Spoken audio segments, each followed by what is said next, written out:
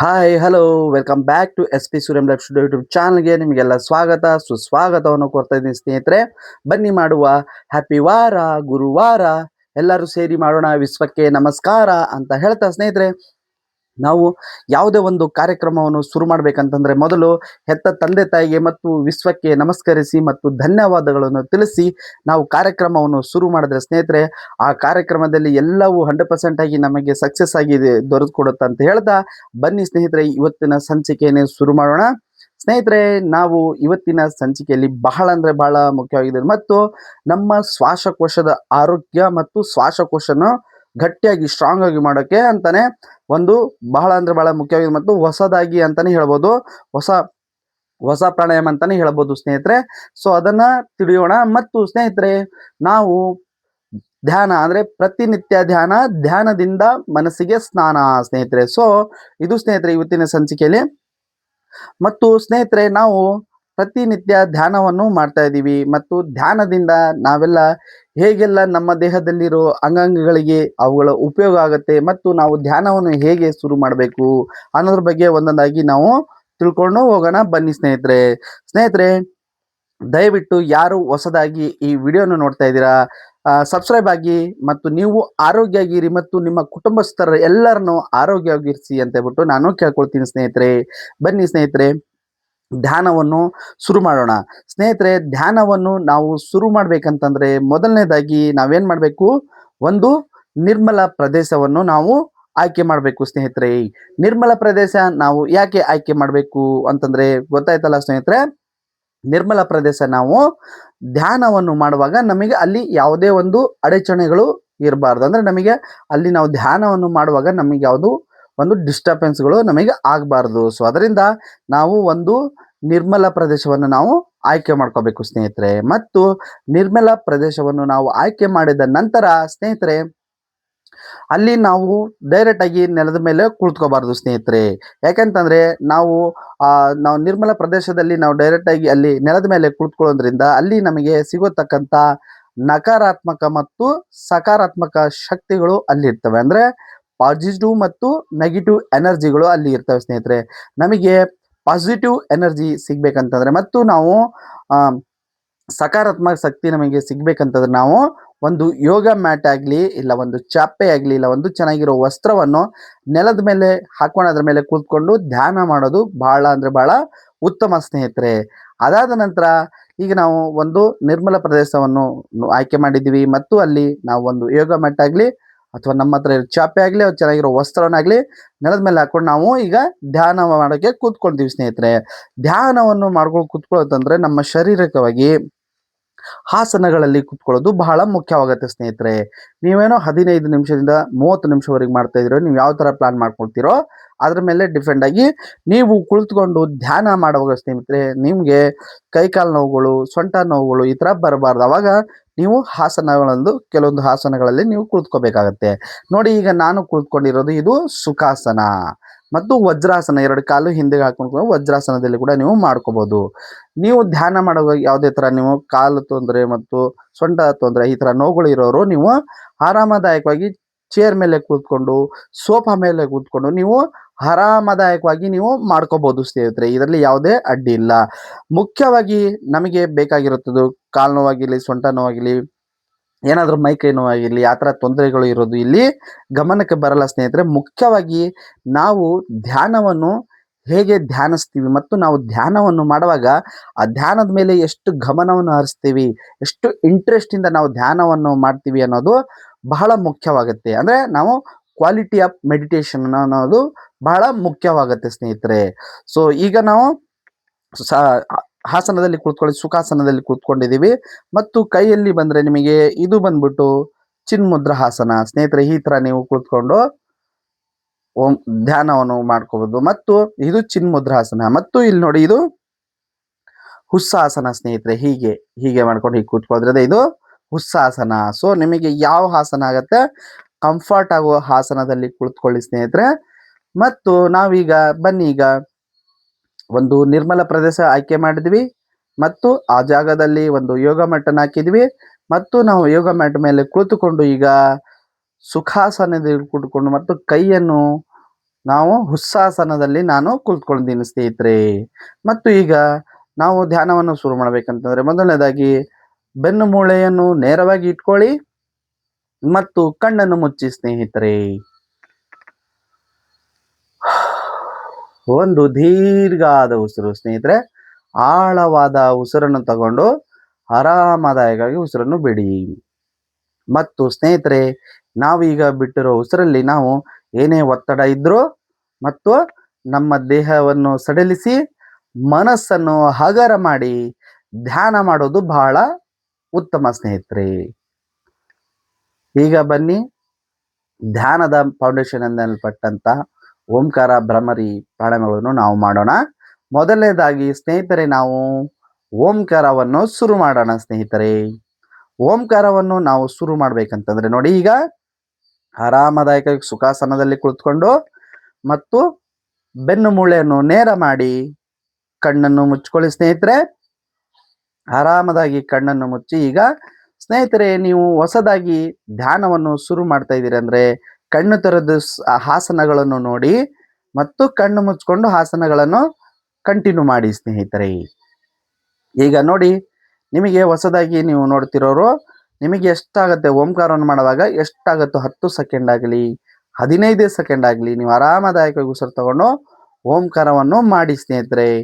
ಮತ್ತು ಓಂಕಾರವನ್ನು ನೀವು ಮಾಡುವಾಗ ಸ್ನೇಹಿತರೆ, ನಮ್ಮ ದೇಹದಲ್ಲಿರೋ ಎಲ್ಲ ಅಂಗಾಂಗಗಳನ್ನು ಮತ್ತು ಕಣಗಳಿಗೂ ನಾವು ಓಂಕಾರವನ್ನು ಒಪ್ಪಿಸಬೇಕಾಗತ್ತೆ. ಅಂದ್ರೆ ಆರಾಮದಾಯಕವಾಗಿ ರಿಲ್ಯಾಕ್ಸ್ ಆಗಿ ನಾವು ಓಂಕಾರವನ್ನು ಮನಸ್ಫೂರ್ತಿಯಾಗಿ ಮಾಡೋದ್ರಿಂದ ನಮಗೆ ಅವುಗಳಿಂದ ಎಲ್ಲ ಬೆನಿಫಿಟ್ಗಳು ಸಿಗುತ್ತೆ. ಏನು ಬೆನಿಫಿಟ್ ಸಿಗುತ್ತೆ ಅಂತ ನಾನು ಮುಂದೆ ನಿಮಗೆ ತಿಳಿಸ್ಕೊಡ್ತೀನಿ ಸ್ನೇಹಿತರೆ. ಈಗ ನಾವು ಓಂಕಾರವನ್ನು ಮಾಡೋಣ ಬನ್ನಿ. ಆರಾಮದಾಗಿ ಕುಳಿತುಕೊಳ್ಳಿ. ಈಗ ಬನ್ನಿ ಶುರು ಮಾಡೋಣ. ಈಗ ಒಂದು ಉಸಿರು ತಗೊಂಡು ನೋಡಿ. ಓ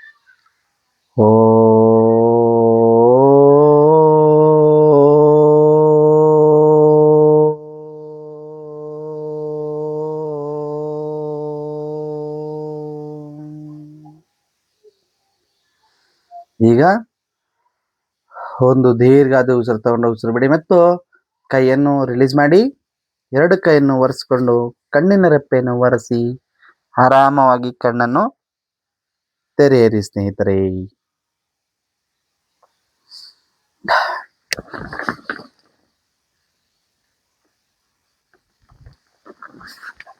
ಈಗ ಸ್ನೇಹಿತರೆ ನಾವು ಓಂಕಾರವನ್ನು ಮಾಡಿದ್ದೀವಿ ಅಂತಂದ್ರೆ ನೋಡಿ ಸ್ನೇಹಿತರೆ, ನಾವು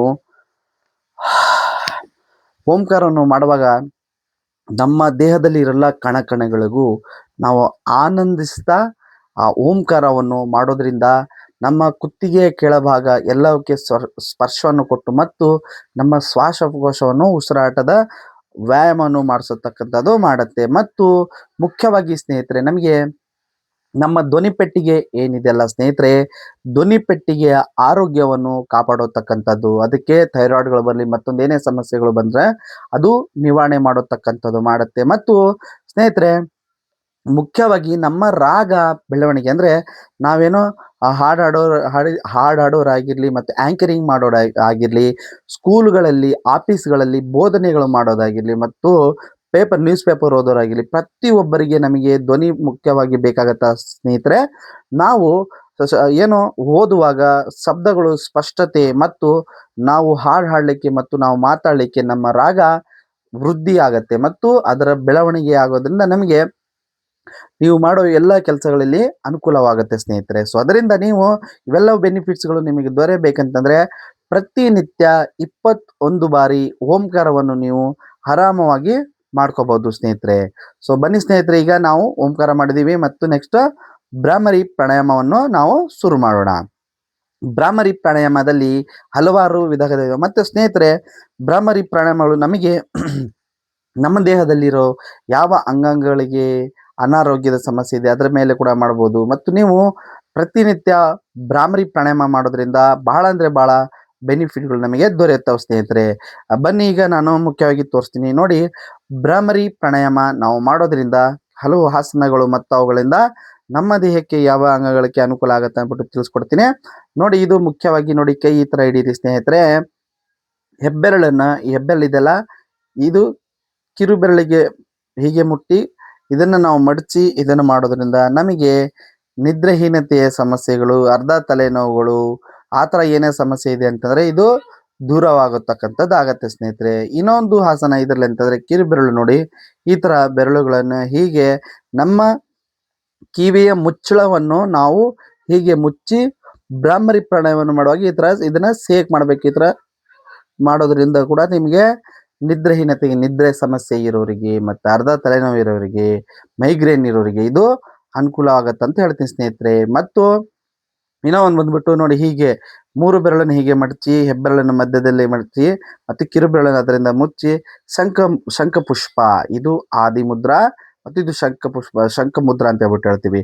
ಶಂಖಮುದ್ರದಲ್ಲಿ ನೀವು ಮಾಡೋದ್ರಿಂದ ನಿಮಗೆ ನೆಗೆಟಿವ್ ಥಾಟ್ಸು ಡಿಲೇಟ್ ಆಗೋತಕ್ಕಂಥದ್ದಾಗತ್ತೆ. ಮತ್ತು ಭ್ರಾಮರಿ ಪ್ರಾಣಾಯಾಮ ನೀವು ಮಾಡೋ ಎಲ್ಲ ಆಸನದಲ್ಲಿ ನಿಮಗೆ ಮುಖ್ಯವಾಗಿ ಅಂತಂದರೆ ಸ್ನೇಹಿತರೆ, ನೆನಪಿನ ಶಕ್ತಿ ಹೆಚ್ಚಿಸುತ್ತದೆ ಮತ್ತು ನಿಮ್ಮ ಮೆದುಳು ಚುರುಕುಗೊಳ್ಳುತ್ತದೆ ಸ್ನೇಹಿತರೆ. ಮತ್ತು ನಿಮಗೆ ನಿದ್ರೆಹೀನತೆ ಸಮಸ್ಯೆಗಳು ಏನಾದರೂ ಇದ್ದರೆ ದೂರ ಆಗೋತಕ್ಕಂಥದ್ದಾಗತ್ತೆ ಮತ್ತು ನೆಗೆಟಿವ್ ಥಾಟ್ಸನ್ನು ಡಿಲೀಟ್ ಮಾಡೋತಕ್ಕಂಥದ್ದು ಆಗತ್ತೆ ಸ್ನೇಹಿತರೆ. ಇದನ್ನು ನಾವು ಪ್ರತಿನಿತ್ಯ ಮಾಡೋದ್ರಿಂದ ಆ ಅನುಭವವನ್ನು ನಾವು ಪಡೆಯಬಹುದು ಸ್ನೇಹಿತರೆ. ಬನ್ನಿ ಈಗ ನಾವು ನೆಗೆಟಿವ್ ಥಾಟ್ಸನ್ನು ಡಿಲೀಟ್ ಮಾಡೋ ಆಸನದಲ್ಲಿ ನಾವು ಮಾಡೋಣ ನೋಡಿ. ಈಗ 3 ಬೆರಳನ್ನು ಹೀಗೆ ಮಡಚಿ ಹೆಬ್ಬೆರಳನ್ನು ಮಧ್ಯದಲ್ಲಿ ಸೇರಿಸಿ ಕಿರು ಬೆರಳನ್ನು ಹೀಗೆ ಮಾಡೋದ್ರಿಂದ ನೀವು ಇದು ಬಂದ್ಬಿಟ್ಟು ಶಂಖ ಮುದ್ರದಲ್ಲಿ ನಾವು ಮಾಡ್ತಾ ಇದೀವಿ.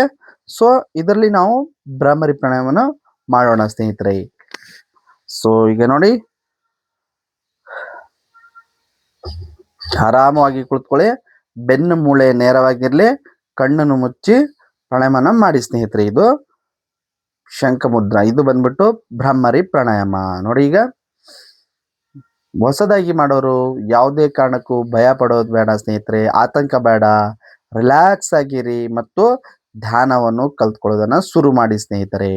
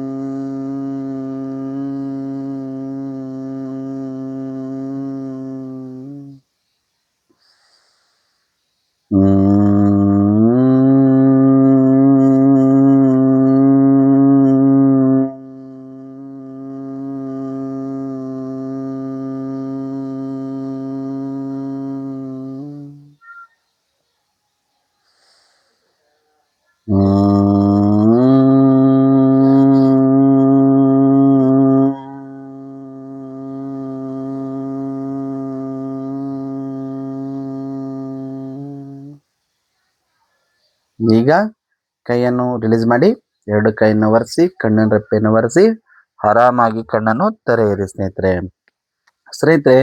ಇದು ಭ್ರಾಮರಿ ಪ್ರಾಣಾಯಾಮ. ಸೊ ಇದರ ಬೆನಿಫಿಟ್ಗಳನ್ನು ನೀವು ಎಲ್ಲ ತಿಳ್ಕೊಂಡಿದ್ರಿ. ಮತ್ತೆ ಸ್ನೇಹಿತರೆ, ನಾವು ಭ್ರಾಮರಿ ಪ್ರಾಣಾಯಾಮವನ್ನು ಮತ್ತು ಓಂಕಾರವನ್ನು ಮಾಡುವಾಗ ನಾವು ಓಂ ಅಂತ ಬಿಟ್ಟು ಹೇಳ್ತೀವಲ್ಲ, ಮತ್ತು ಅಂತ ಮಾಡ್ತೀವಲ್ಲ ಸ್ನೇಹಿತರೆ, ನಾವು ಯಾವುದೇ ಕಾರಣಕ್ಕೂ ಉಸಿರಾಟ ತಗೊಂಡು ಪ್ರೆಷರ್ ಹಾಕೋತಕ್ಕಂಥದ್ದು ಮಾಡಬಾರ್ದು ಸ್ನೇಹಿತರೆ.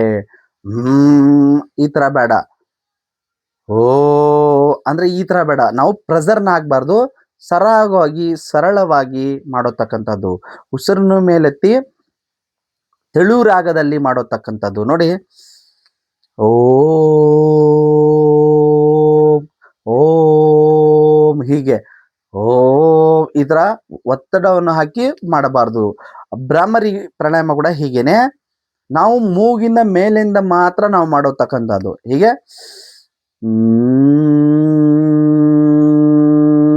ಅಂದ್ರೆ ನೋಡ ಹೇಗೆ ಮಾಡತ್ತಲ್ಲ, ಆ ರೀತಿಯಲ್ಲಿ ನಾವು ಮಾಡೋದು ಬಹಳ ಉತ್ತಮ ಸ್ನೇಹಿತರೆ. ಯಾವುದೇ ಕಾರಣಕ್ಕೂ ನಾವು ಉಸಿರನ್ನು ತಗೊಂಡು ನಾವು ಒತ್ತಡವನ್ನು ಹಾಕಿ ಮಾಡಬಾರ್ದು. ಈ ತರ ಮಾಡಬಾರ್ದು. ಹೇಗೆ ನೋಡ ಉಯ್ ಮಾಡತ್ತಲ್ಲ ಹಾಗೆ ಹೀಗೆ ಸ್ನೇಹಿತರೆ. ಈ ತರ ಮಾಡೋದ್ರಿಂದ ನಿಮಗೆ ಭ್ರಾಮರಿ ಪ್ರಾಣಾಯಾಮ ಮಾಡುವಾಗ ನೀವು ಗಮನಿಸಬಹುದು ಸ್ನೇಹಿತರೆ, ನಿಮ್ಮ ಮೆದುಳು ಸುತ್ತ ಏನೋ ಒಂದು ಸುತ್ತ ಇದೆ ಅನ್ನೋ ಫೀಲಿಂಗ್ ನಿಮಗಾಗತ್ತೆ. ಸೊ ಇದು ನೀವು ಒಂದೇ ಸತಿಗೆ ನಿಮಗೆ ಗೊತ್ತಾಗಲ್ಲ, ಬರ್ತಾ ಬರ್ತಾ ನೀವು ಮಾಡ್ತಾ ಇದ್ರಿ ಅಂದ್ರೆ ನಿಮಗೆ ಆ ಅನುಭವ ಆಗತ್ತೆ ಸ್ನೇಹಿತರೆ. ಮತ್ತು ಭ್ರಾಮರಿ ಪ್ರಾಣಾಯಾಮವನ್ನು ನೀವು ಹೊಸದಾಗಿ ಮಾಡುವಾಗ ನಿಮಗೆ ಇಲ್ಲಿ ಏನೋ ಒಂದು ಫೀಲಿಂಗ್ ಆಗೋ ಥರ ಆಗತ್ತೆ, ಮಬ್ಬ ಬರೋ ಥರ, ಸ್ವಲ್ಪ ಚಕ್ರ ಬರೋ ಥರ, ಆ ಥರ ಏನೋ ಒಂದು ಫೀಲಿಂಗ್ ಆಗತ್ತೆ. ಅದನ್ನು ಕೂಡ ಗಮನಿಸಿ. ಆ ಥರ ಆಗತ್ತಂತಂದ್ರೆ ನೀವು ಯಾವುದೇ ಕಾರಣಕ್ಕೂ ಭಯ ಪಡೋತಕ್ಕಂಥ ಅವಶ್ಯಕತೆ ಇಲ್ಲ. ಬರ್ತಾ ಬರ್ತಾ ಬರ್ತಾ ಅದು ಸರಿ ಹೋಗುತ್ತೆ. ಮತ್ತು ನಿಮಗೆ ಹೊಸ ನ್ಯೂ ಥಾಟ್ಸ್ಗಳು ಬರೋದು ಶುರು ಆಗುತ್ತೆ ಸ್ನೇಹಿತರೆ. ಮತ್ತು ಕೆಟ್ಟ ಯೋಚನೆಗಳು ಡಿಲೇಟ್ ಆಗೋತಕ್ಕಂಥದ್ದಾಗತ್ತೆ ಸ್ನೇಹಿತರೆ. ಸೊ ಇದು ಆಗಿತ್ತು ಭ್ರಾಮರಿ ಪ್ರಾಣಾಯಾಮ. ಈಗ ಬನ್ನಿ ಸ್ನೇಹಿತರೆ, ನಾವು ಓಂಕಾರ ಭ್ರಾಮರಿ ಪ್ರಾಣಾಯಾಮ ಮಾಡಿದ್ದೀವಿ ಸ್ನೇಹಿತರೆ. ಹೊಸದಾಗಿ ನಾನು ನಿಮಗೆ ತಿಳಿಸ್ಕೊಟ್ಟಿರತಕ್ಕಂಥದ ಸಂತೋಷದ ಅಪ್ಪುಗೆಯ ಪ್ರಾಣಾಯಾಮ ಅಂತಾನೆ ನಾವು ಹೇಳ್ಬೋದು ಸ್ನೇಹಿತರೆ. ಸಂತೋಷದ ಅಪ್ಪುಗೆಯ ಪ್ರಾಣಾಯಾಮ ಅಂದ್ರೆ ನಾವು ಸಂತೋಷದಿಂದ ಅಪ್ಪಿಕೊಳ್ಳುವುದು ಸ್ನೇಹಿತರೆ. ಸಂತೋಷದಿಂದ ಅಪ್ಪಿಕೊಳ್ಳೋದು ಅಂತಂದ್ರೆ ಏನು, ಇನ್ನೊಬ್ಬರಿಗೆ ಅಪ್ಪಿಕೊಳ್ಳೋದಲ್ಲ, ನಮ್ಮ ಮನಸ್ಸಿಗೆ ನಾವು ಅಪ್ಪಿಕೊಳ್ಳೋದು. ಸಂತೋಷದ ಅಪ್ಪುಗೆಯ ಪ್ರಾಣಾಯಾಮ ಅಂತಾನೆ ನಾವು ಹೇಳ್ಬೋದು ಸ್ನೇಹಿತರೆ. ಸೊ ಇದು ಮಾಡೋದ್ರಿಂದ ನಿಮಗೆ ಮುಂದೆ ನಾನು ತಿಳಿಸ್ಕೊಡ್ತೀನಿ. ಬನ್ನಿ ಸ್ನೇಹಿತರೆ, ಸಂತೋಷ ಅಪ್ಪುಗೆಯ ಪ್ರಾಣಾಯಾಮನ ಹೇಗೆ ಮಾಡ್ಬೇಕಂತ ತಿಳಿಸ್ಕೊಡ್ತೀನಿ ಸ್ನೇಹಿತರೆ. ಬನ್ನಿ, ಬೆನ್ನು ಮೂಳೆ ನೇರವಾಗಿ ಇರಲಿ ಮತ್ತು ಎರಡು ಕೈಯನ್ನು ಸಡಿಲಿಸಿ ಸ್ನೇಹಿತರೆ. ಎರಡು ಕೈಯನ್ನು ಸಡಿಲಿಸಿ ಮತ್ತು ನಿಮ್ಮ ದೇಹವನ್ನು ಸಡಿಲಿಸಿ. ಈಗ ಸಂತೋಷದ ಅಪ್ಪುಗೆಯ ಪ್ರಾಣಾಯಾಮವನ್ನು ಮಾಡೋಣ ಸ್ನೇಹಿತರೆ. ಈಗ ನೋಡಿ ಸ್ನೇಹಿತರೆ, ಕೈನ ಹೀಗೆ ಮಾಡ್ತಾ ಇದ್ದೀನಲ್ಲ ಸ್ನೇಹಿತರೆ, ನಿಮಗೆ ಹಿಂದೆ ಎಷ್ಟು ಹೋಗುತ್ತೋ ಅಷ್ಟು ಮೇಲೆ ಕೈ ಹೋಗಲಿ. ಮತ್ತು ಸ್ನೇಹಿತರೆ, ನಾವು ಹೀಗೆ ಆರಾಮಾಗಿ ಕೈಯನ್ನು ಬಿಡಿ.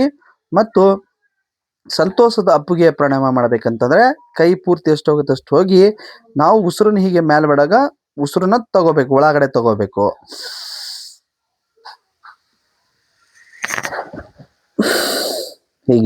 ಹೀಗೆ ನಾವು ಈ ತರ ಅಪ್ಪಿಕೊಳ್ಳುವಾಗ ಉಸಿರನ್ನು ಬಿಡಬೇಕು.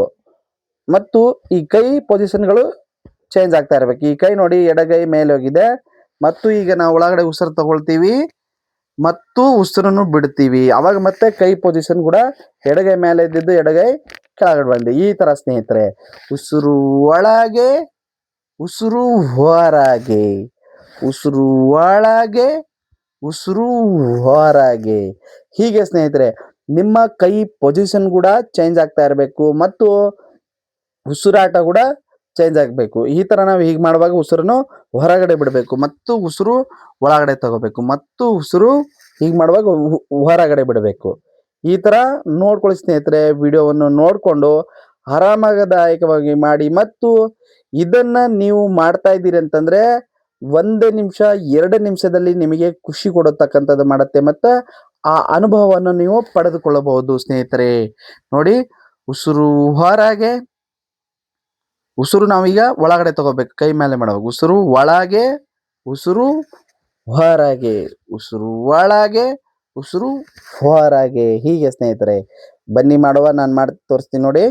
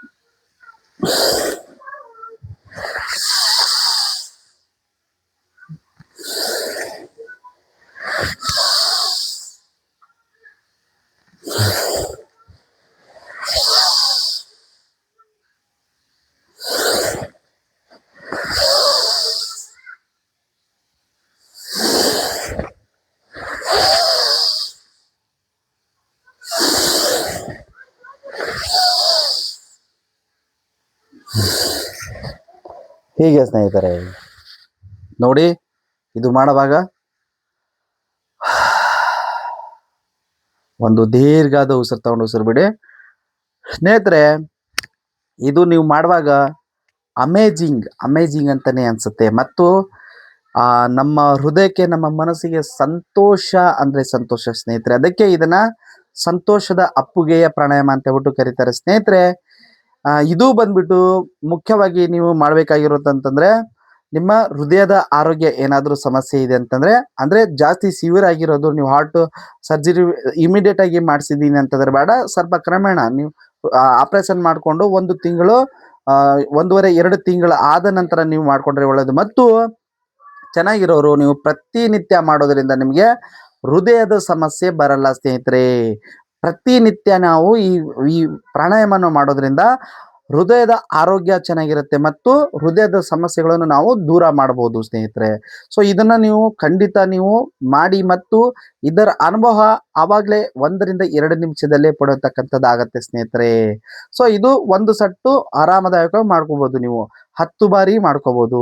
ಬರ್ತಾ ಬರ್ತಾ 2 ತಿಂಗಳಾದ ನಂತರ ನೀವು 2 ಸಟ್ಟು 20 ಬಾರಿ ಇದನ್ನ ಮಾಡ್ಕೋಬಹುದು ಸ್ನೇಹಿತರೆ. ಇದು ಬಂದ್ಬಿಟ್ಟು ಸಂತೋಷದ ಅಪ್ಪುಗೆಯ ಪ್ರಾಣಾಯಾಮ ಸ್ನೇಹಿತರೆ. ಪ್ರತಿನಿತ್ಯ ಧ್ಯಾನದಿಂದ ಸ್ನಾನ ಅಂತ ನಾನು ಯಾಕೆ ಹೇಳ್ತೀನಿ ಅಂದ್ರೆ ಸ್ನೇಹಿತರೆ, ನಾನು ಪ್ರತಿನಿತ್ಯ ಧ್ಯಾನದಲ್ಲಿ ಜೀವಿಸ್ತಾ ಇದ್ದೀನಿ. ಸೊ ಅದರಿಂದ ನೀವು ಧ್ಯಾನದಲ್ಲಿ ಜೀವಿಸಬೇಕು ಮತ್ತು ಆ ಇಡೀ ದಿನ ಲವಲವಿಕೆಯಿಂದ ಇರಬೇಕು, ಸಂತೋಷದಿಂದ ಇರಬೇಕು ಮತ್ತು ಇಡೀ ನಿಮ್ಮ ದೇಹದಲ್ಲಿರೋ ಅಂಗಾಂಗಗಳನ್ನು ಆರೋಗ್ಯ ಮತ್ತು ಅವುಗಳನ್ನು ಸ್ನಾನ ಮಾಡಿಸ್ಬೇಕಂತಂದ್ರೆ ಪ್ರತಿನಿತ್ಯ ನೀವು ಧ್ಯಾನ ಮಾಡಿ ಸ್ನೇಹಿತರೆ. ಅವಾಗ ಮಾತ್ರ ನಿಮಗೆ ಆ ಫೀಲಿಂಗ್ ಅನ್ನೋದು ಮತ್ತು ಅದು ಏನು ಅನುಭವವನ್ನು ನಾವು ಅನುಭವಿಸ್ತೀವಿ ಅನ್ನೋದ್ರ ನೀವು ಓನ್ ಎಕ್ಸ್ಪೀರಿಯನ್ಸ್ ಅಲ್ಲಿ ನೋಡಬಹುದು. ಅದಕ್ಕೆ ಹೇಳ್ತಾರಲ್ಲ ಸ್ನೇಹಿತರೆ, own experience cannot be explain ಅಂತ ಹೇಳ್ಬಿಟ್ಟು ಅದರಿಂದ ಹೇಳಿದ್ದಾರೆ ಸ್ನೇಹಿತರೆ. ಆ ಮಾತು ಸುಳ್ಳಾಗಲ್ದು ಸ್ನೇಹಿತರೆ. ಯಾಕಂತಂದ್ರೆ ನೀವು ಮಾಡಿದ್ರೆ ಮಾತ್ರ ಅದು ನಿಮಗೆ ಅನುಭವ ಆಗತ್ತೆ. ಆ ಅನುಭವವನ್ನು ನೀವು ಪಡ್ಕೋಬಹುದು. ಅದರ ನೀವು ವರ್ಣನೆ ಕೂಡ ನೀವು ಮಾಡೋಕ್ಕೆ ಸಾಧ್ಯ ಇಲ್ಲದಷ್ಟು ಸಂತೋಷವನ್ನು ನೀವು ಪಡೆದುಕೊಳ್ಳಬಹುದು ಸ್ನೇಹಿತರೆ. ಸೊ ಬನ್ನಿ, ಈಗ ನಾವು ಓಂಕಾರ, ಭ್ರಮರಿ ಮತ್ತು ಸಂತೋಷದ ಅಪ್ಪುಗೆಯ ಪ್ರಾಣಾಯಾಮವನ್ನು ಮಾಡಿದ್ದೀವಿ. ಜಾಯ್ ಆಫ್ ಹಗ್ಗಿಂಗ್ ಮಾಡಿದ್ದೀವಿ ಸ್ನೇಹಿತರೆ. ಈಗ ಬನ್ನಿ, ಇವತ್ತು ಇನ್ನೊಂದು ಪ್ರಾಣಾಯಾಮ ನಾನು ನಿಮಗೆ ತಿಳಿಸ್ಕೊಡ್ತೀನಿ. ಇವತ್ತು ನಾವು ಏನು ಸ್ಟ್ರಾಗ್ ಬ್ರೀದಿಂಗ್ ಅಂತ ಹೇಳ್ಬಿಟ್ಟು ಅದನ್ನ ತಿಳಿಸ್ಕೊಡ್ತಾ ಇದ್ದೀನಿ ಸ್ನೇಹಿತರೆ. ಇದನ್ನು ಕೂಡ ನೀವು ಕಲ್ತ್ಕೊಳ್ಳಿ. ಸ್ಟ್ರಾ ಬ್ರೀದಿಂಗ್ ಅಂದ್ರೆ ನೀವು ಉದಾಹರಣೆಗೆ ಜ್ಯೂಸ್ಗಳು ಮತ್ತು ನೀವೇನು ಕೊಕೊನಟ್ ಅನ್ನು ಸ್ಟ್ರಾ ಹಾಕೊಂಡು ಕುಡಿತೀರಲ್ಲ ಸ್ನೇಹಿತರೆ, ಸೊ ಇದು ಸ್ಟ್ರಾ ಬ್ರೀದಿಂಗ್ ಅಂತ ಹೇಳ್ಬಿಟ್ಟು ಹೇಳಿ. ಸೊ ಬನ್ನಿ ಸ್ಟ್ರಾ ಬ್ರೀದಿಂಗ್ ಅನ್ನು ಮಾಡೋಣ. ಸ್ಟ್ರಾ ಬ್ರೀದಿಂಗ್ ಮಾಡ್ಬೇಕಂತಂದ್ರೆ ಮೊದಲನೇದಾಗಿ ಆರಾಮದಾಗಿ ಕೂತ್ಕೊಳ್ಳಿ. ಸೊಂಟದ ಎಲುಬನ್ನು ನೇರ ಮಾಡ್ಕೊಳ್ಳಿ ಮತ್ತು ಉತ್ಸಾಸನದಲ್ಲಿ ಕೂತ್ಕೊಂಡು ನಿಮ್ಗೆ ಯಾವ್ದು ಕಂಫರ್ಟ್ ಆಗೋದ್ರಲ್ಲಿ ಕೂತ್ಕೊಳ್ಳಿ. ಈಗ ಬನ್ನಿ ನಾವು ಮಾಡುವ ಸ್ಟ್ರಾ ಬ್ರೀದಿಂಗ್ ಮಾಡ್ಬೇಕಂತಂದ್ರೆ ನೋಡಿ, ನೀವು ಹೊಸದಾಗಿ ನೋಡ್ತಿರೋರು ಎಲ್ಲ ದಯವಿಟ್ಟು ಕಣ್ಣು ತೆರೆದು ನೋಡಿ ಮತ್ತು ಇದನ್ನ ಕಲ್ತ್ಕೊಳ್ಳಿ ಸ್ನೇಹಿತರೆ. ಸ್ಟ್ರಾ ಬ್ರೀದಿಂಗ್ ಮಾಡ್ಬೇಕಂತಂದ್ರೆ ನಾವು ಬೆನ್ನೆಲುಬು ನೇರ ಮಾಡ್ಕೊಳ್ಳಿ. ನಿಮಗೆ ಎಷ್ಟಾಗತ್ತೆ ಅಷ್ಟು ಉಸಿರನ್ನು ನಿಧಾನವಾಗಿ ತಗೊಂಡು ಸ್ಟ್ರಾ ಬ್ರೀದಿಂಗ್ ಅನ್ನು ಮಾಡಿ.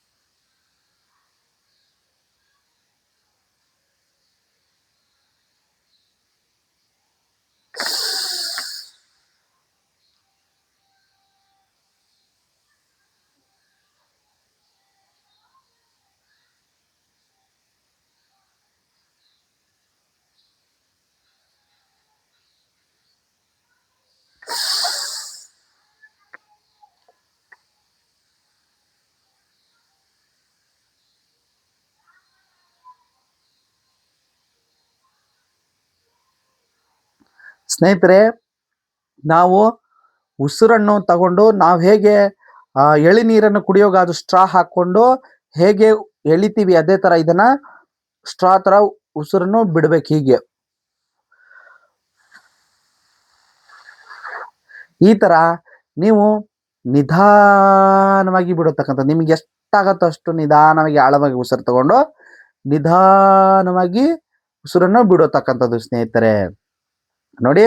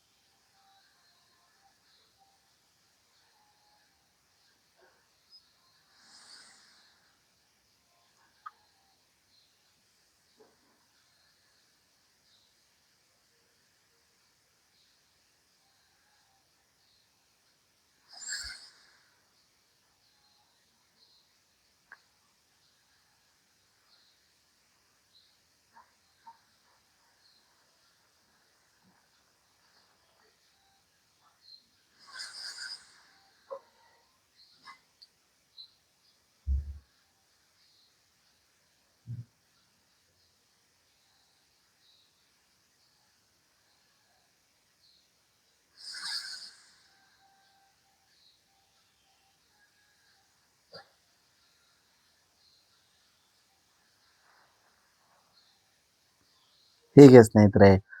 ಈಗ ಒಂದು ದೀರ್ಘ ಉಸಿರು ಬಿಡಿ.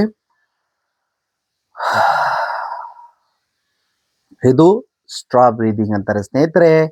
ಇದರ ಬೆನಿಫಿಟ್ ನಾವು ತಿಳ್ಕೊಬೇಕಂತಂದ್ರೆ, ಇದನ್ನ ಕೂಡ ನೀವು ಪ್ರತಿನಿತ್ಯ ಮಾಡ್ತಾ ಬಂದಿರಂದ್ರೆ ಸ್ನೇಹಿತರೆ, ನಮ್ಮ ಶ್ವಾಸಕೋಶ ಮತ್ತು ನಮ್ಮ ಮನಸ್ಸಿಗೆ ಶಾಂತಿ ಮತ್ತು ಇಡೀ ದಿನ ಚೈತನ್ಯವನ್ನು ಕೊಡತಕ್ಕಂಥದ್ದು ಮತ್ತು ಶ್ವಾಸಕೋಶದ ಅದು ವ್ಯಾಯಾಮ ಮಾಡಿಸಿ ಮತ್ತು ಅದರ ಆರೋಗ್ಯ ಸ್ಟ್ರಾಂಗ್ ಮಾಡೋತಕ್ಕಂಥದ್ದು ಮಾಡುತ್ತೆ ಸ್ನೇಹಿತರೆ ಸ್ಟ್ರಾ ಬ್ರೀದಿಂಗ್. ಸೊ ಅದರಿಂದ ನೀವು ಒಂದು ಸಟ್ಟು 10 ತರ, ದಿನಕ್ಕೆ 2 ಸಟ್ಟು ನೀವು ಆರಾಮದಾಯಕವಾಗಿ ಮಾಡ್ಕೋಬಹುದು ಸ್ನೇಹಿತರೆ. ಧ್ಯಾನದಲ್ಲಿ ಯಾವುದೇ ಗಲಿಬಿಲಿ ಮಾಡ್ಕೋಬೇಡಿ. ಧ್ಯಾನವನ್ನು ನೀವು ಪ್ರತಿನಿತ್ಯ ಮಾಡ್ತಾ ಇದ್ದೀರಂದ್ರೆ ಮೊದಲು ಸಮಯವನ್ನು ನಿಗದಿಪಡಿಸಿ ಮತ್ತು ಆ ಸಮಯದಲ್ಲಿ ಕರೆಕ್ಟಾಗಿ ಪ್ಲಾನ್ ಮಾಡ್ಕೊಳ್ಳಿ ಸ್ನೇಹಿತರೆ. ನೀವು ಓಂಕಾರ, ಭ್ರಮರಿ ಮತ್ತು ರಿಲ್ಯಾಕ್ಸೇಷನ್ ಅನ್ನು ಮಾಡ್ಕೊಳ್ಳಿ ಮತ್ತು ಓಂಕಾರ, ಭ್ರಮರಿ ಜೊತೆಗೆ ಒಂದೊಂದು ಪ್ರಾಣಾಯಾಮಗಳನ್ನು ನೀವು ಆ್ಯಡ್ ಮಾಡ್ಕೊಳ್ಳಿ ಸ್ನೇಹಿತರೆ. ಉದಾಹರಣೆ ಹೇಳ್ಬೇಕಂತಂದ್ರೆ, ಓಂಕಾರ, ಭ್ರಮರಿ ಮತ್ತು ನೀವು ಪ್ರಾಣಾಯಾಮ ಒಂದು ದಿನ ಮಾಡಿದ್ರೆ, ನೆಕ್ಸ್ಟ್ ಓಂಕಾರ, ಭ್ರಮರಿ ಮತ್ತು ಭಸ್ತ್ರಿಕಾ ಪ್ರಾಣಾಯಾಮ, ಓಂಕಾರ, ಭ್ರಮರಿ ಮತ್ತು ಕಪಾಲಭಾತಿ ಪ್ರಾಣಾಯಾಮ, ಓಂಕಾರ, ಭ್ರಮರಿ ಮತ್ತು ನೀವು ಸ್ಟ್ರಾ ಬ್ರೀದಿಂಗ್ ಪ್ರಾಣಾಯಾಮ. ಈ ತರ ನೀವು ದಿನಕ್ಕೆ ಕರೆಕ್ಟಾಗಿ ನೀವು ಪ್ಲಾನ್ ಮಾಡಿಕೊಂಡು ಅದರ ಜೊತೆಗೆ ಓಂಕಾರ, ಭ್ರಮರಿ ಮತ್ತು ಧ್ಯಾನವನ್ನು ಪ್ರತಿನಿತ್ಯ ನೀವು ಮಾಡ್ತಾ ಮತ್ತು ಅದರ ಜೊತೆಗೆ ಒಂದೊಂದು ಪ್ರಾಣಾಯಾಮವನ್ನು ನೀವು ಆ್ಯಡ್ ಮಾಡ್ಕೊಂಡು ಬಂದ್ರೆ ಸ್ನೇಹಿತರೆ, ನಿಮ್ಮ ಆರೋಗ್ಯ, ಸಂತೋಷ ಮತ್ತು ನೀವು ಮಾಡೋ ಕೆಲಸಗಳು ಕೂಡ ಎಲ್ಲ ಆರೋಗ್ಯವಾಗಿನೇ ಮಾಡ್ತೀರಂತ ಹೇಳ್ಬಿಟ್ಟು ನಾನು ತಿಳಿಸ್ತೀನಿ ಸ್ನೇಹಿತರೆ. ಈ ತರ ಪ್ಲಾನ್ ಮಾಡ್ಕೊಳ್ಳಿ. ಬನ್ನಿ ಈಗ ನಾವು ಧ್ಯಾನವನ್ನು ಮಾಡೋಣ ಸ್ನೇಹಿತರೆ. ಒಂದು ದೀರ್ಘ ಉಸಿರು. ಸ್ನೇಹಿತರೆ, ಧ್ಯಾನವನ್ನು ನಾವು ಶುರು ಮಾಡ್ತಾ ಇದ್ದೀವಿ. ಆರಾಮದಾಯಕವಾಗಿ ಕುಳಿತುಕೊಳ್ಳಿ ಮತ್ತು ಬೆನ್ನು ಮೂಳೆಯನ್ನು ನೇರವಾಗಿ ಮಾಡ್ಕೊಳ್ಳಿ ಸ್ನೇಹಿತರೆ. ಕಣ್ಣನ್ನು ಮುಚ್ಚಿ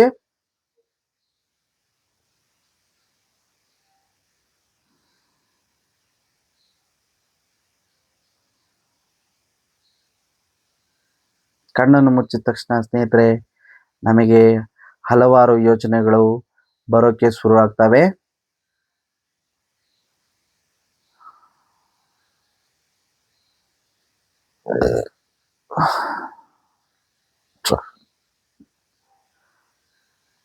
ಬರೋ ಯೋಚನೆಗಳಿಗೆ ನೀವು ಉತ್ತರವನ್ನು ನೀಡಬೇಡಿ.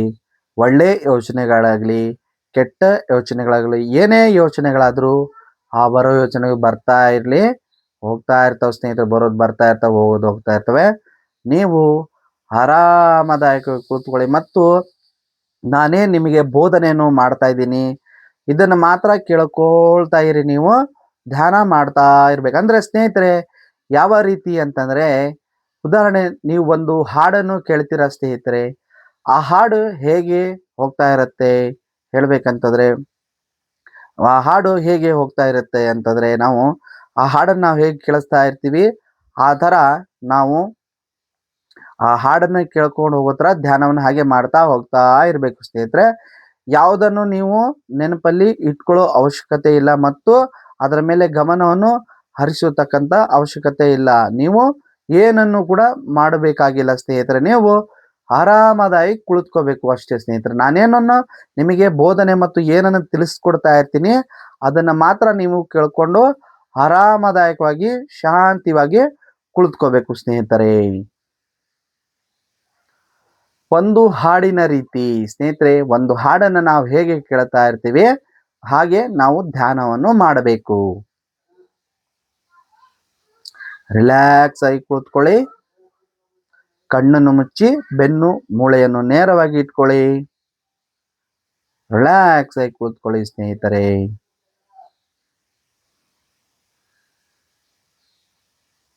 ರಿಲ್ಯಾಕ್ಸ್. ಮೊದಲನೇದಾಗಿ ನಾವು ಹೇಳಬೇಕಂತಂದ್ರೆ ಸ್ನೇಹಿತರೆ, ನಮ್ಮ ದೇಹದಲ್ಲಿರೋ ಎಲ್ಲ ಅಂಗಾಂಗಗಳು ಕಣಗಳಿಗೂ ಲಕ್ಷಾಂತರ ಕೋಟ್ಯಾಂತರ ಪರಮಾಣುಗಳಿಂದ ಮಾಡಲ್ಪಟ್ಟಿದೆ ಸ್ನೇಹಿತರೆ. ಎಲ್ಲ ಕಣಗಳಿಗೂ ಒಮ್ಮೆ ನಾವು ಗಮನಿಸೋಣ. ನಮ್ಮ ದೇಹದಲ್ಲಿರೋ ಎಲ್ಲ ಭಾಗಗಳಿಗೂ ನಾವು ಗಮನಿಸಿ ಕಣಗಳಿಗೂ ಒಮ್ಮೆ ನಾವು ನೆನೆಯುತ್ತಾ, ಸ್ನೇಹಿತರೆ, ನಮ್ಮ ದೇಹ ಲಕ್ಷಾಂತರ ಕೋಟ್ಯಾಂತರ ಪರಮಾಣುಗಳಿಂದ ಮಾಡಲ್ಪಟ್ಟಿದೆ ಸ್ನೇಹಿತರೆ. ಸೊ ನಮ್ಮ ದೇಹದಲ್ಲಿರೋ ಎಲ್ಲ ಅಂಗಾಂಗಗಳಿಗೂ ಎಲ್ಲ ಕಣಗಳಿಗೂ ನಾವು ಈಗ ಸನ್ಮಾನಿಸೋಣ ಸ್ನೇಹಿತರೆ. ಅವುಗಳಿಗೆ ನಾವು ಹೃತ್ಪೂರ್ವಕ ಧನ್ಯವಾದಗಳನ್ನು ಒಪ್ಪಿಸೋಣ. ಆರಾಮದಾಯಕವಾಗಿ ಕೂತ್ಕೊಳ್ಳಿ ಸ್ನೇಹಿತರೆ. ಬರೋ ಯೋಚನೆಗಳಿಗೆ ಉತ್ತರವನ್ನು ನೀಡಬೇಡಿ. ರಿಲ್ಯಾಕ್ಸ್ ಆಗಿ ಕೂತ್ಕೊಳ್ಳಿ ಮತ್ತು ಸ್ನೇಹಿತರೆ, ನಿಮ್ಮ ದೇಹವನ್ನು ಸಡಿಲಿಸಿ, ಎರಡು ಭುಜಗಳನ್ನು ಸಡಿಲಿಸಿ, ಎಲ್ಲ ದೇಹದಲ್ಲಿರೋ ಅಂಗಾಂಗಗಳನ್ನು ಸಡಿಲಿಸಿ ಮತ್ತು ಮನಸ್ಸಿಗೆ ಹಗರವಾಗಿ ಬಿಡಿ ಸ್ನೇಹಿತರೆ. ಮನಸ್ಸನ್ನು ಹಗರವಾಗಿ ಬಿಡಿ. ಯಾವುದೇ ಒತ್ತಡ ಬೇಡ. ರಿಲ್ಯಾಕ್ಸ್ ಆಗಿ ಕೂತ್ಕೊಳ್ಳಿ ಸ್ನೇಹಿತರೆ. ಬರೋ ಯೋಚನೆಗಳು ಬರ್ತಾ ಇರಲಿ, ಹೋಗ್ತಾ ಇರಲಿ. ಒಳ್ಳೇದಾಗ್ಲಿ ಕೆಟ್ಟದಾಗ್ಲಿ ಬರ್ತಾ ಇರ್ತವೆ, ಹೋಗ್ತಾ ಇರ್ತವೆ ಸ್ನೇಹಿತರೆ. ಆರಾಮದಾಯಕವಾಗಿ ಕುಳಿತುಕೊಳ್ಳಿ. ನೀವು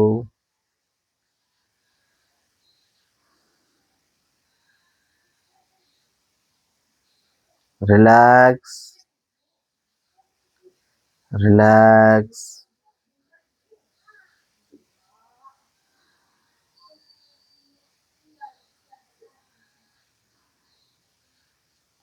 ಯಾವುದೇ ಯೋಚನೆಗಳು ಬೇಡ ಸ್ನೇಹಿತರೆ. ಆರಾಮದಾಯಕವಾಗಿ ಕೂತ್ಕೊಳ್ಳಿ. ಈಗ ಬನ್ನಿ, ನಮ್ಮ ದೇಹದಲ್ಲಿರೋ ಅಂಗಗಳನ್ನು ಒಂದೊಂದಾಗಿ ನಾವು ಗುರುತಿಸ್ಕೊಂಡು ಬರೋಣ. ಮೊದಲನೇದಾಗಿ ನಮ್ಮ ತಲೆಯ ಕೂದಲು, ಹಣೆ, ಕಣ್ಣುಗಳು, ಮೂಗು, ಬಾಯಿ, ಹಲ್ಲು, ನಾಲಿಗೆ, ಈ ತರ ಕಿವಿ ಗಮನಿಸೋಣ ಸ್ನೇಹಿತರೆ. ಗಂಟಲು ಭಾಗ, ಕುತ್ತಿಗೆ, ಭುಜ ಭಾಗ, ಕೈ, ಅಂಗೈ, ಕೈ ಬೆರಳುಗಳು. ಆರಾಮಾಗಿ ಒಂದು ಉಸಿರನ್ನು ತಗೊಳ್ಳಿ. ಆಳವಾದ ಉಸಿರನ್ನು ತಗೊಂಡು ನಿಧಾನವಾಗಿ ಉಸಿರಾಡ್ತಾ ಇರಿ ಸ್ನೇಹಿತರೆ. ಯಾವುದೇ ಒತ್ತಡ ಬೇಡ, ರಿಲ್ಯಾಕ್ಸ್ ಆಗಿ ಕುಳಿತುಕೊಳ್ಳಿ. ನಮ್ಮ ಎದೆ ಭಾಗ, ಹೊಟ್ಟೆ ಭಾಗ, ಬೆನ್ನು, ಹೊಟ್ಟೆಯಲ್ಲಿರತಕ್ಕಂಥ ಎಲ್ಲ ಅಂಗಾಂಗಗಳನ್ನು ಒಮ್ಮೆ ನಿಧಾನವಾಗಿ ಗುರುತಿಸ್ಕೊಂಡು ಬರೋಣ ಸ್ನೇಹಿತರೆ. ರಿಲ್ಯಾಕ್ಸ್ ಆಗಿರಿ.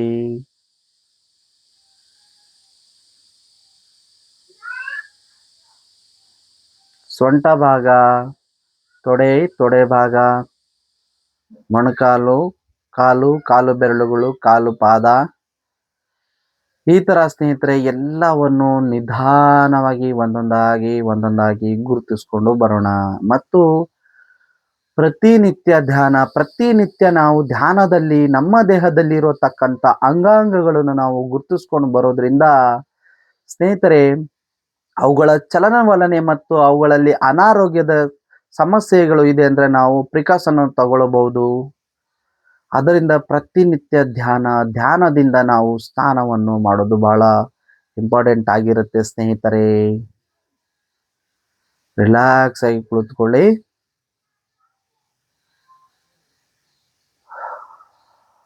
ಒಂದು ದೀರ್ಘಾದ ಉಸಿರು. ಮತ್ತು ಈಗ ನಮ್ಮ ಮೂಗಿನ ಉಸಿರಾಟದ ಮೇಲೆ ಗಮನವನ್ನು ಹರಿಸೋಣ ಸ್ನೇಹಿತರೆ. ನಮ್ಮ ಮೂಗು ನೋಡಿ ಈಗ ನಿಧಾನವಾಗಿ ಉಸಿರಾಡ್ತಾ ಇದೆ. ನಮ್ಮ ಮೂಗಿನ ಉಸಿರಾಟದ ಮೇಲೆ ಗಮನವನ್ನು ಹರಿಸಿ.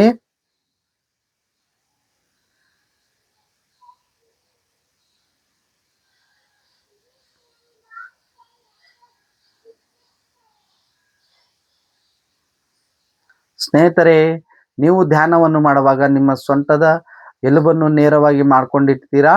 ಅದು ಬಗ್ಗಿದ್ರೆ ಬಗ್ಗಿಲಿ ಬಿಡಿ, ಅದರ ಬಗ್ಗೆ ಏನು ಯೋಚನೆ ಬೇಡ. ಮತ್ತು ಮತ್ತೊಮ್ಮೆ ಸೀದಾವನ್ನು ನೇರವಾಗಿ ಮಾಡ್ಕೋಬೇಡಿ, ಅದು ಹಾಗೇನೆ ಇರಲಿ.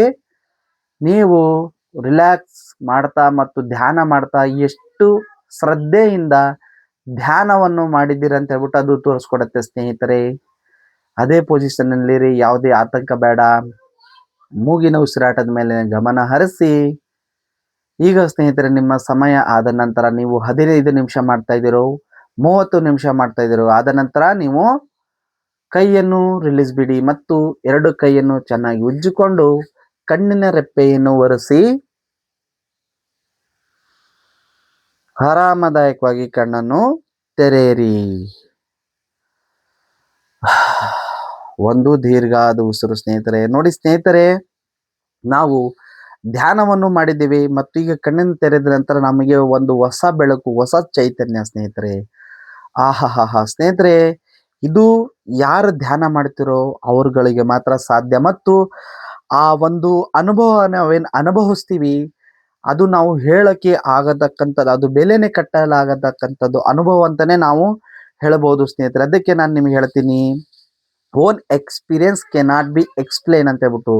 ನಾವೇನು ಆ ಅನುಭವವನ್ನು ಅನುಭವಿಸ್ತೀವಿ ಅದು ನಾವು ವರ್ಣನೆ ಮಾಡೋಕ್ಕೆ ಸಾಧ್ಯವೇ ಇಲ್ಲ ಅಂತ ಹೇಳ್ಬಿಟ್ಟು ತಿಳಿಸ್ಕೊಡ್ತೀನಿ ಸ್ನೇಹಿತರೆ. ಮತ್ತು ಧ್ಯಾನದಿಂದ ನಿಮಗೆ ಏನೇ ದೊಡ್ಡದಾಗಿರಿ, ಎಷ್ಟೇ ಬೆಟ್ಟದಷ್ಟು ದೊಡ್ಡ ಯೋಚನೆಗಳಿದೆ ಅಂದ್ರು, ನಿಮಗೆ ಜೀವನದಲ್ಲಿ ಏನೇ ಒಂದು ಕೆಟ್ಟ ಘಟನೆ ನಡೆದಿದೆ, ಅದರಲ್ಲಿ ಖಿನ್ನತೆಗೆ ಒಳಗಡೆ ಆಗಿದೆ ಅಂದ್ರೆ ದಯವಿಟ್ಟು ಧ್ಯಾನವನ್ನು ಇವತ್ತಿನೇ ಶುರು ಮಾಡಿ. ಮತ್ತು ಅದೆಷ್ಟೇ ಬೆಟ್ಟದಷ್ಟು ಯೋಚನೆಗಳಾಗಿರಲಿ, ನಿಮಗೆ ನಿಮ್ಮ ಜೀವನದಲ್ಲಿ ನಡೆದಿರತಕ್ಕಂಥ ಘಟನೆಗಳಾಗಿ ಅದನ್ನ ಮುಕ್ತಿಪಡಿಸ್ಬೇಕಂತಂದ್ರೆ ಹೇಗೆ ದೇವರ ಮುಂದೆ ನಾವು ಒಂದು ಕರ್ಪೂರನ ಹಚ್ಚಿ ಅದು ಹೇಗೆ ಕರಗುತ್ತೋ ಅದೇ ತರ ನೀವು ಧ್ಯಾನದಿಂದ ಕರಗಿಸ್ತೀರಾ. ಧ್ಯಾನ, ವ್ಯಾಯಾಮ, ಪ್ರಾಣಾಯಾಮದಿಂದ ನೀವು ಮಾಡ್ತಾ ಬಂದಿರಂದ್ರೆ ನಿಮಗೆ ಒಳ್ಳೆಯದಾಗತ್ತೆ ಮತ್ತು ನೀವು ಹೊಸ ಜೀವನವನ್ನು ಶುರು ಮಾಡಬಹುದು ಅಂತ ಹೇಳ್ಬಿಟ್ಟು ತಿಳಿಸ್ಕೊಡ್ತಾ ಸ್ನೇಹಿತರೆ, ಇದು ಇವತ್ತಿನ ವಿಡಿಯೋ. ಮತ್ತು ಧ್ಯಾನದಿಂದ ಸ್ನೇಹಿತರೆ ಆತ್ಮಸ್ಥೈರ್ಯ, ಆತ್ಮವಿಶ್ವಾಸ, ಏಕಾಗ್ರತೆಯನ್ನು ನಾವು ಪಡೆದುಕೊಳ್ಳಬಹುದು ಅಂತ ಹೇಳ್ತಾ ಇನ್ನು ಮುಂದಿನ ವಿಡಿಯೋದಲ್ಲಿ ಸಿಗ್ತೀನಿ. ಹೊಸದಾಗಿ ಧ್ಯಾನ ಕಲಿತಾ ಇರಿ.